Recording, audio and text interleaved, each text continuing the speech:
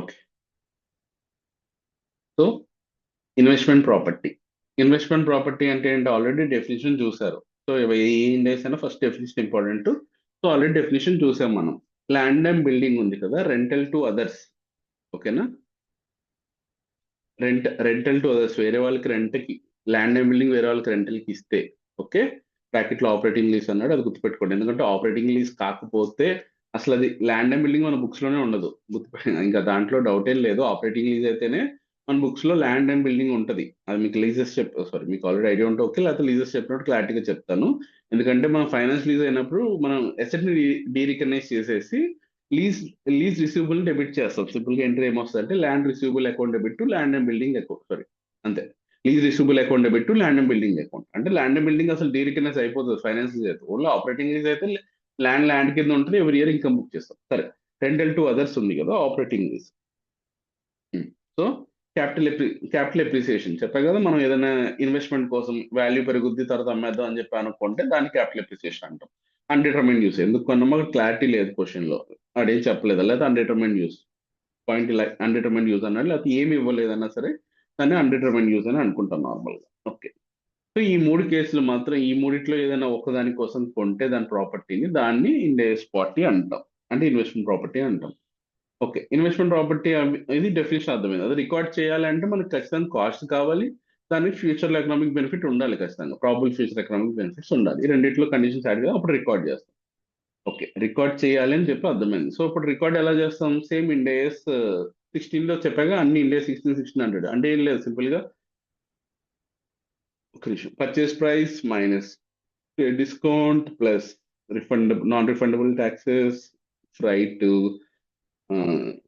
Construction labour charges, తర్వాత architect fee, professional fee, buying commission, ఇవన్నీ ఉంటాయి కదా. ప్రొవిజన్ ఫర్ డీకమిషన్ లైబిలిటీ, తర్వాత అదే డైరెక్ట్ ఎక్స్పెండిచర్స్ అన్ని యాడ్ చేస్తూ ఎక్స్క్లూజన్స్ కూడా సేమ్. సో ఆ కాన్సెప్ట్ అంతా సేమ్, ఆల్రెడీ ఇప్పుడే చూసావు కాబట్టి మళ్ళీ రివిజన్ ఏం అక్కర్లేదు, గుర్తుపెట్టుకో. సో ఎక్స్క్లూజన్స్ మాత్రం గుర్తుపెట్టుకోవాలి, బట్టి పట్టేయాలి, ఎప్పుడు అడిగినా గుర్తు రావాలి. అవి ఏంటవి, staff training, staff relocation, inauguration ceremony, opening ceremony, తర్వాత ఆపరేటింగ్ లాసెస్, తర్వాత ఆపరేటింగ్ లాసెస్, తర్వాత ఈ administrative overhead, selling overhead, general overheads, లేకపోతే ఎలకేటెడ్ ఓవర్ హెడ్స్ అన్న వర్డింగ్స్ వచ్చిన తర్వాత, అబ్నార్మల్ లాసెస్ ఏమైనా ఉన్నా, interest cost unless allowed by the index 23 or qualifying asset under section, under index 23, ఇలాంటి wordings లేకుండా ఇంట్రెస్ట్ ఇచ్చిన అలాంటివన్నీ మనము తీసుకోము. ఓకే. సరే, ఇది అయిపోయింది. ఇనిషియల్ లిక్విడేషన్ అయిపోయింది. డిప్రిసియేషన్ ఆల్రెడీ సేమ్, ఇక్కడ 3 మెథడ్స్ ఉంటాయి, అక్కడ 3 మెథడ్స్ ఉంటాయి. కానీ ఎస్ఎల్ఎం బేసిస్ లేకపోతే డిమినిషింగ్ బ్యాలెన్స్ మెథడ్, ఇక్కడ ప్రొడక్షన్ మెథడ్ ఉండదు. ఎందుకంటే నార్మల్ గా ఈ బిల్డింగ్ ప్రొడక్షన్ అని ఏమి ఉండదు, లైఫ్ ఉంటుంది. లేకపోతే మనం డిమినిషింగ్ బ్యాలెన్స్ మెథడ్ రేట్ ఇస్తాడు, ఆ రేట్ ప్రకారం చేస్తాం, అంతేగాని ఆ థర్డ్ మెథడ్ ఉండదు నార్మల్ గా.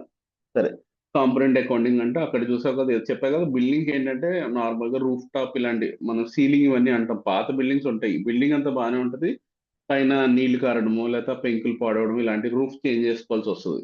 సో అందుకనే ఆ ఆ రూఫ్ ఇలాంటి సీలింగ్ ఎగ్జాంపుల్ ఇస్తాడు. సో ఏదైనా కాస్ట్ గుర్తుంది, కంపెనీ అకౌంటింగ్ ఫాలో అవ్వాలంటే ఫస్ట్ టూ టూ సాటిస్ఫై చేయాలి. ఒకటి సారీ, సిగ్నిఫికెంట్ కాస్ట్ ఉండాలి, estimated useful life of the component different ఉండాలి.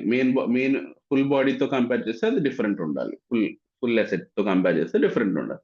ఆ రెండు కండిషన్ సాటిస్ఫై చేస్తే అప్పుడు మనం కాంపౌండ్ అకౌంటింగ్ ఫాలో అవుతాం. సరే, subsequent recognition of investment property. Subsequent గా ఇక్కడ గుర్తుపెట్టుకో, ఇక్కడ చాలా సింపుల్. ఇనిషియల్ సబ్సిక్వెంట్ లో ఒక 2 మెథడ్స్ ఉన్నాయి, కాస్ట్ మెథడ్, రివాల్యూషన్ మోడల్. ఇక్కడ ఒకటే model, cost model. Revaluation model అన్న కాన్సెప్ట్ ఉండదు ఇక్కడ.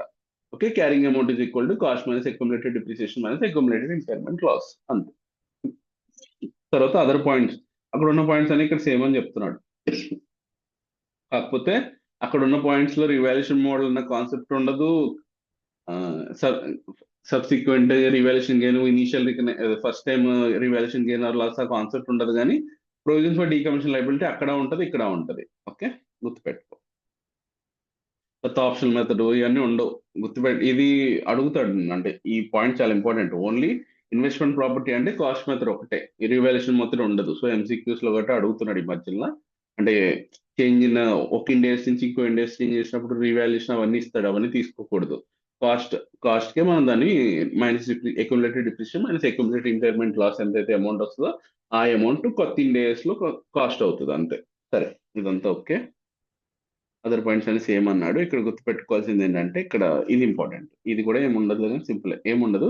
మోర్ దెన్ వన్ పర్పస్ అంటే కొంచెం మనం ఒక బిల్డింగ్ ఏం చేస్తున్నాం అంటే మన ఆఫీస్ కోసం సగం వాడుతున్నాం లేకపోతే కొంచెం వాడుతున్నాం, వేరే వేరే వాళ్ళకి కొంచెం రెంట్కి ఇచ్చాం. సపోజ్ ఒక 1000 స్క్వేర్ ఫీట్ ఉంది, క్లియర్ గా మనకి 500 ఏమో మనం యూస్ చేస్తున్నాం, 500 వేరే వాళ్ళకి ఇచ్చాం. అలా క్లియర్ గా క్లారిటీ ఉంటే ఓకే. అప్పుడు ఏం చేస్తాం, 500 ఏమో ఇన్వెస్ట్ పీపీఈ ఫాలో అవుతాం, మిగిలిన 500 ఏమో మనం యూస్ చేసేదానికేమో ఇండియా 16 ఫాలో అవుతాం. కానీ తెలియట్లేదు. సో అప్పుడు ఏం చేస్తాం, ఎవరు ఎక్కువ యూస్ చేస్తున్నారో చెక్ చేయాలి. మనం ఓనర్ ఆక్యుపైడ్ ఎక్కువ ఉందా, ఓనర్ ఆక్యుపైడ్ యూస్ చేసేది ఎక్కువ ఉందా, లేకపోతే మనం రెంట్కి ఇచ్చింది ఎక్కువ ఉందా. ఓనర్ ఆక్యుపైడ్ చేసింది ఎక్కువ ఉంది అనుకో, సింపుల్ గా ఏంటది, మనదే ఎక్కువ ఉంది కాబట్టి మనం మొత్తం ఇండియా 16 ఫాలో అవ్వాలి. ఓనర్ ఆక్యుపైడ్ అంటే నథింగ్ బట్ మనం ఆఫీస్ కోసం కానీ, అడ్మినిస్ట్రేటివ్ పర్పస్ కోసం కానీ, లేకపోతే ఫ్యాక్టరీ కోసం కానీ, లేకపోతే రెంటల్ టు రెంటల్ కాదు క్వార్టర్స్ కోసం కానీ, ఇలాంటి వాటికి వస్తే మనం ఓనర్ పర్పస్ అంటున్నాం. ఓనర్ ప్రాపర్టీ అని, ఓనర్ ఆక్యుపైడ్ ప్రాపర్టీ. వేరే వాళ్ళకి రెంట్కి ఇస్తేనేమో అది ఇండియా స్పాట్. గుర్తుపెట్టుకోండి, ఏది మెజారిటీ ఉంటే ఆ ఇండేస్ ఫాలో అయిపోవాలి. క్లారిటీగా తెలిస్తేనేమో డిఫరెన్షియేట్ చేయి. 50% ఏమో ఇండియా 16, 50% ఏమో ఇండియాస్ 40, లేదా 40%, 60%. ఇలా క్లారిటీ ఉంటే ఓకే. క్లారిటీ లేనప్పుడు ఎవరు ఎక్కువ యూస్ చేస్తున్నారో చెక్ చేసుకోవాలి అంతే. సరే, significant is related to the management days. Significant అంటే కూడా మనం మేనేజ్మెంటే చెప్పాలి, ఎందుకంటే మనకు తెలియదు కదా. క్వశ్చన్ లో వాడు ఇచ్చేస్తాడు మేనేజ్మెంట్ సిగ్నిఫికెన్సీ ఉంది అంటే ఓనర్ ఆక్యుపైడ్ ప్రాపర్టీ ఎక్కువ ఎక్కువ పర్సెంటేజ్ ఉందని చెప్పేసి మోర్ పర్సెంటేజ్ అని డెసిషన్ తీసుకున్నారని, జడ్జ్మెంట్ తీసుకున్నారంటే మనం అదే ఫాలో అవ్వాలి. లేకపోతే రెంటల్ టు అదర్స్ కి ఇచ్చారని చెప్పేసి మెజార్టీ పోర్షన్ అని చెప్పి క్వశ్చన్ లో ఇస్తే మనం అది తీసుకోవాలి. అంటే క్వశ్చన్ లోనే ఇస్తాడు, మనం ఏం జడ్జ్ చేయక్కర్లేదు. సరే, ఏమి ఇవ్వకపోతే ఏదో ఒక మన యాక్చువల్గా క్వశ్చన్స్ లో ఎలా ఉంటాయంటే మాక్సిమం నేను చూసిన మాక్సిమం క్వశ్చన్స్ ఎలా ఉంటాయంటే రెండూ చేస్తారు యాక్చువల్ గా. ఒకటి ఏం చేస్తారు, క్లారిటీగా ఇవ్వకపోతే రెండూ చేస్తారు. కానీ కొన్ని దొక్కులు ఇక్కడ క్లియర్ గా మనకి అతుల్ బుక్ లో ఎందా చూసావు, ట్యాక్సెస్ లో నాన్ రిఫండబుల్, ఇవ్వకపోతే నాన్ రిఫండ్. అలా ఇస్తే ఓకే. కొన్ని ఇవ్వలేదు, ఇప్పుడు సపోజ్ ఇన్వెంటరీ ఇచ్చాడు, అప్పుడు ఇన్వెంటరీ చేసినప్పుడు ఏం చేశాను, group basis, item by item basis రెండు ఉన్నాయి. సో అక్కడ ఏం చేయమన్నాడు, క్లారిటీగా ఇవ్వలేదు. Find the value of the closing stock అన్నాడు. సో అప్పుడు ఏం చేస్తాం మనము, రెండు మెథడ్స్ చేస్తాం. వాల్యూ ఏది ఐటమ్ బై ఐటమ్ బేసిస్ చేయాలి, మనం గ్రూప్ బేసిస్ కూడా చేయాలి. ఎంసీక్యూస్ లో అలాంటి క్వశ్చన్స్ ఇవ్వడు, కానీ నార్మల్ టైప్ లో ఇస్తాడు. క్లారిటీగా ఇవ్వకపోతే రెండు చేయాలి.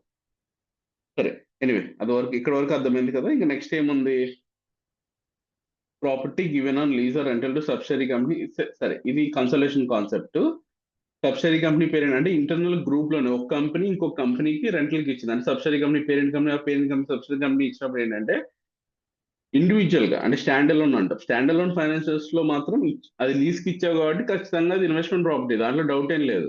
కానీ కన్సాలిడేషన్ లెవెల్ చేసినప్పుడు మాత్రం అక్కడ కన్సాలిడేషన్ అంటే మీనింగ్ ఏంటి, ఉన్నది ఒకటే కంపెనీ అంటే 5 కంపెనీస్ కలిపి ఒకటే కంపెనీగా, అదొకటి ఇదొకటి. ఇప్పుడు ఫ్యామిలీ అన్నప్పుడు ఏం చేస్తావు, అన్ని కలిపి ఒకటే. ఇప్పుడు నువ్వు ఏదన్నా లోన్ తీసుకున్నా, మేము డాడీ లోన్ తీసుకున్నా, లేకపోతే నువ్వు ఎవరికైనా లోన్ ఇచ్చినా ఇంకో ఉన్నదంతా ఫ్యామిలీ లోన్ అంటాం. అలాగే ఒక కంపెనీ ఇంకో కంపెనీకి ఇచ్చింది, అప్పుడు ఈ కన్సల్టేషన్ లో అసలు అలాంటివి కన్సిడర్ చేయం. అంటే ఒక కంపెనీ ఇంకో కంపెనీకి ఇచ్చినా సరే ఇంటర్నల్ గా యూజ్ చేసుకున్నట్టే దాని అర్థం. సో ఓకే, అందుకని స్టాండ్ అలోన్ లో మాత్రం ఖచ్చితంగా ఇన్వెస్ట్మెంట్ ప్రాపర్టీ కింద క్లాసిఫై చేస్తుంది, ఎందుకంటే రెంట్లు ఇచ్చాం కాబట్టి.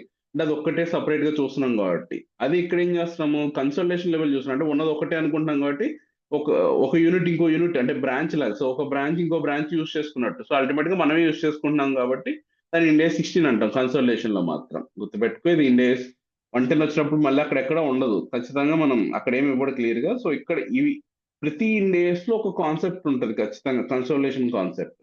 ఇది అక్కడ కవర్ చేయని ఇక్కడ కవర్ చేసి మనం అక్కడ గుర్తుపెట్టుకోవాలి. సో ఇవన్నీ హైలైట్ చేసుకుని, లేకపోతే కుదిరితే ఒక వైట్ బుక్ తీసుకుని ఒక కన్సల్టేషన్ నోట్స్ అని చెప్పేసి ఇవన్నీ రాసుకుంటా ఉండి ప్రతి ఇండియాస్ లో ఒక పాయింట్ వస్తుంది ఖచ్చితంగా. So majority of the India's 2 లో కూడా వస్తుంది, కాకపోతే ఇండియాస్ 2 లో ఇవ్వలేదు. అది డైరెక్ట్ గా ఇండియాస్ 110 లోనే కవర్ చేశారు. సో అక్కడ కవర్ చేశారు కాబట్టి మళ్ళీ ఇక్కడ చేయలేదు అంతే. అక్కడ ఇన్వెంటరీ పాయింట్స్ కూడా ఉంటాయి. ఒక్క కంపెనీ ఇంకో కంపెనీకి అమ్మినప్పుడు అది సేల్ అయిపోతే ఓకే, సేల్ అవ్వలేదంటే దాంట్లో ఆ ప్రాఫిట్ పర్సంటేజ్ మైనస్ చేయాలి, ఇలాంటి పాయింట్స్ ఉంటాయి. సో ఇన్వెంటరీలో కూడా ఉంది, కానీ ఇన్వెంటరీలో ఇండియాస్ 2 లో ఇవ్వలేదు, డైరెక్ట్ ఇండియాస్ 110 లో ఇచ్చాడు. సో ఓకే, అలాంటివన్నీ మనం లాస్ట్ లో చూస్తాం. కానీ ఇలా ఏదైనా ఇండియాస్ లో కవర్ అవుతుందంటే అక్కడ కవర్ చేయడం మర్చిపోతాడు. సో ఖచ్చితంగా మనం అలాంటి నోట్ చేసుకుని పెట్టుకుంటే చాలా బెటర్, మీకు 110కి ఈజీ అయిపోతుంది. సరే, సో ఇప్పుడు ఏం చేశారు, అదే చేంజ్ చెప్పాయి కదా, ఇన్వెస్ట్మెంట్ ప్రాపర్టీ నుంచి పీపీఈకి, లేదా పీపీ నుంచి ఇన్వెస్ట్మెంట్ ప్రాపర్టీ, లేదా పీపీఈ నుంచి ఇన్వెంటరీకి, ఇన్వెంటరీ నుంచి పీపీఈకి, లేదా ఇన్వెంటరీ నుంచి ఇన్వెస్ట్మెంట్ ప్రాపర్టీకి, ఇలా ఎప్పుడు ట్రాన్స్ఫర్ చేసినా మనం క్యారింగ్ అమౌంట్కే ట్రాన్స్ఫర్ చేయాలి. దీని మీద ఎంసీక్యూస్ అడిగాడు already last 3-4 attempts back. So carrying amount అంటే నథింగ్ బట్ ఏదైనా సరే క్యారింగ్ అమౌంట్కే చేయాలి. సరే, సో ఎగ్జాంపుల్స్ ఏంటి, ఓనర్ ఆక్యుపై నుంచి ఇన్వెస్ట్మెంట్ ప్రాపర్టీ అంటే ఓనర్ ఆక్యుపై అంటే ఏంటి, sorry, commencement of owner occupation అంటే ఇండియా 16 కింద క్లాసిఫై చేయాలి. అంటే ఇప్పుడు దాకా ఇన్వెస్ట్మెంట్ కింద ఉంది, కమెన్స్మెంట్ ఇప్పటి నుంచి మనం ఓనర్ ఆక్యుపేషన్ అంటే మనం అడ్మినిస్ట్రేటివ్ ఆఫీస్ కోసం యూజ్ చేస్తాం, అప్పుడు ఇండియా 14 నుంచి 16. తర్వాత ఇప్పుడు ఎండ్ ఆఫ్ అంటున్నాడు. సో ఈ వర్డీస్ కూడా ఇంపార్టెంట్, మనం ఈ పైని చూసేసి కాదు, ఇక్కడ ఎండ్ ఆఫ్ నార్మల్గా ఇది చూడలేదు అనుకో, owner occupation to investment property reverse రాస్తాం మనం. సో ఈ వర్డింగ్స్ కూడా చాలా బాగా చదువుకోవాలి, అంటే చదివేటప్పుడు ఇలాంటి పాయింట్స్ ఐడెంటిఫై చేసుకోవాలి. End of owner occupation, end of owner occupation అంటే ఏంటి, ఓనర్ ఆక్యుపేషన్ ఆగిపోతుంది ఇంకా, అంటే ఇన్వెస్ట్మెంట్ 16 కింద ఉంది ఇప్పుడు వరకు, అది ఆగిపోతుంది. సో అంటే ఇన్వెస్ట్మెంట్ ప్రాపర్టీ కన్వర్ట్ అవుతుంది ఇండియా 16 నుంచి ఇండియా 40. తర్వాత commencement of development of sale in ordinary course. అంటే కమెన్స్మెంట్ అంటే ఇప్పుడు దాకా మనం ఏదో ఇన్వెస్ట్మెంట్ కోసమో లేకపోతే దేనికోసం హోల్డ్ చేస్తాం, ఇక్కడ రాసండి ఇన్వెస్ట్మెంట్ ప్రాపర్టీ అని నేను చెప్తున్నా. ఈ పాయింట్ చూడగానే ఏం అర్థం అవ్వాలంటే మనకి, దాన్ని ఇప్పుడు దాకా ఇన్వెస్ట్మెంట్ కోసమో ఆఫీస్ కోసం యూజ్ చేస్తాం, ఇప్పుడు దాన్ని మనం ఇన్వెంటరీ కింద అంటే మన రా మెటీరియల్ కింద కన్వర్ట్ చేసేస్తున్నాం, లేదా ఫినిష్డ్ గుడ్స్ కింద కన్వర్ట్ చేసేస్తున్నాం. దాన్ని ఫినిష్డ్ గుడ్స్ కింద కన్వర్ట్ చేసినప్పుడు India 2. So next, Inception of the operating lease. చెప్పగా ఆపరేటింగ్ లీజ్ అంటే ఏంటి, on okay okay, building help for sale అని చెప్పేసి నార్మల్ హెల్ప్ ఫర్ సేల్ అంటే ఇండేస్ 2 మన మామూలుగా దాని నార్మల్ బిజినెస్ లో హెల్ప్ ఫర్ సేల్ అంటే ఫినిష్డ్ గుడ్. ద డెఫినేషన్ నేను క్లాస్ లో వింటే నీకు అర్థమై గుర్తొచ్చి ఉంటది. బిల్డింగ్ హెల్ప్ ఫర్ సేల్ అంటే ఫినిష్డ్ గుడ్స్. ఇప్పుడు ఏంటంటే మనం దాన్ని లీజ్ కి కూడా స్టార్ట్ చేస్తాం, అంటే ఏంటి, రెంటల్ ఫర్ అదర్స్ అంటే ఇన్వెస్ట్మెంట్ ప్రాపర్టీ. సో ఇండేస్ 2 నుంచి ఫినిష్డ్ గుడ్స్ నుంచి ఇన్వెస్ట్మెంట్ ప్రాపర్టీ అవుతుంది, ఇండేస్ 2 నుంచి ఇండేస్ 40 అవుతుంది. సరే, ఇదంతా చేంజ్ ఇన్ పాలసీయే. సారీ, చేంజ్ ఇన్ పాలసీ కాదు, చేంజ్ ఇన్, ఇక్కడ చూడు, it is not change in accounting policy or accounting period, it is only due to the change in the use. ఇది కూడా అంటే రెట్రోస్పెక్టివ్ చేంజ్ చేస్తే సరిపోతుంది. పాలసీ అంటే ఏంటంటే 2 years బ్యాలెన్స్ షీట్ వేయాలి, ప్లస్ లాస్ట్ ఇయర్ ఓపెనింగ్ అంటే second year opening balance sheet కూడా చేంజ్ చేయాలి, 3 year బ్యాలెన్స్ షీట్ వేయాలి టెక్నికల్ గా మాట్లాడితే. కానీ ఈ చేంజ్ ఇన్ పాలసీ అయితే, కానీ ఎర్రర్ అయితే నార్మల్ గా ఇదేంటి, change in use or change in estimate అనుకో, జస్ట్ రెట్రోస్పెక్టివ్ ఎఫెక్ట్, అంటే అయిపోయింది ఏదో అయిపోయింది, ఇప్పుడు నుంచి అన్నా కరెక్ట్ గా చేయని చెప్తున్నాం అంతే.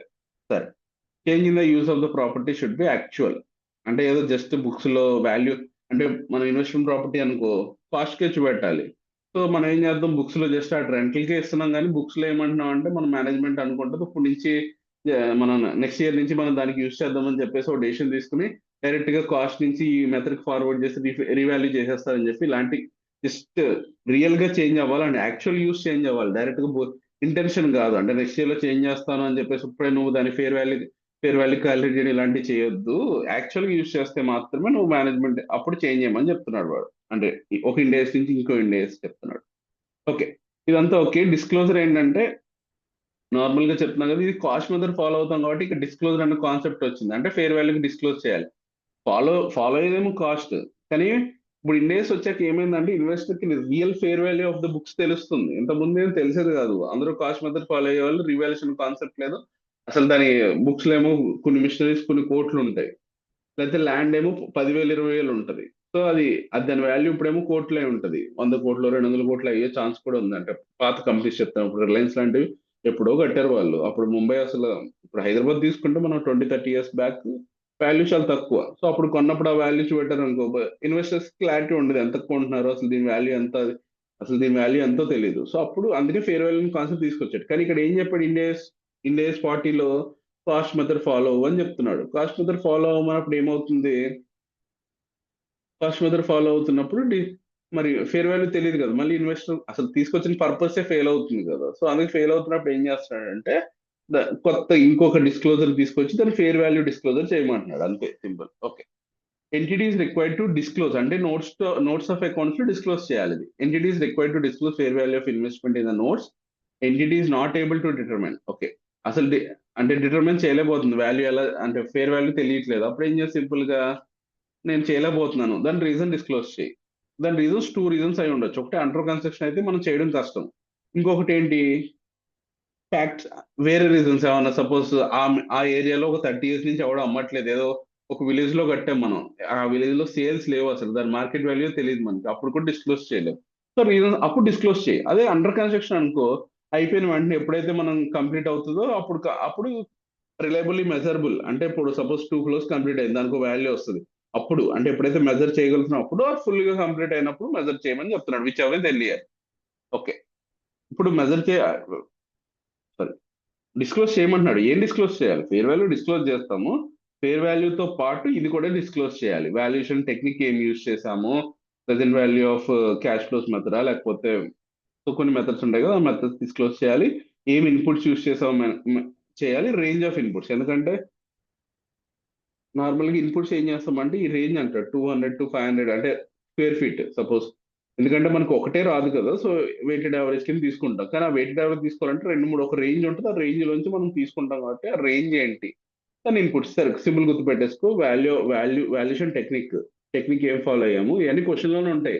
అవన్నీ మనం పిక్ చేసుకుని మనం ఐడెంటిఫై చేసి జస్ట్ ఈ ఫార్మాట్ లో వాల్యుయేషన్ టెక్నిక్, ఇన్పుట్స్ ఏంటి, రేంజ్ ఏంటి. ఇన్పుట్స్ అంటే సింపుల్ గా చెప్పాలంటే బిల్డింగ్ మనం వాల్యూ చేయాలంటే ఏం చేస్తాం, ప్రెసెంట్ వాల్యూ ఆఫ్ క్యాష్ ఇంట్లో కానీ ఫేర్ మార్కెట్ వాల్యూ మెథడ్ కానీ ఫాలో అవుతాం. సో కీ ఇన్పుట్స్ ఏముంటాయి, nothing but square feet value, లేకపోతే cash flows values, cash flows కానీ స్క్వేర్ ఫీట్ వాల్యూ బడి ఉంటుంది. సో ఆ తర్వాత రేంజ్ అంటే స్క్వేర్ ఫీట్ ఎంత వాల్యూ తీసుకున్నాం.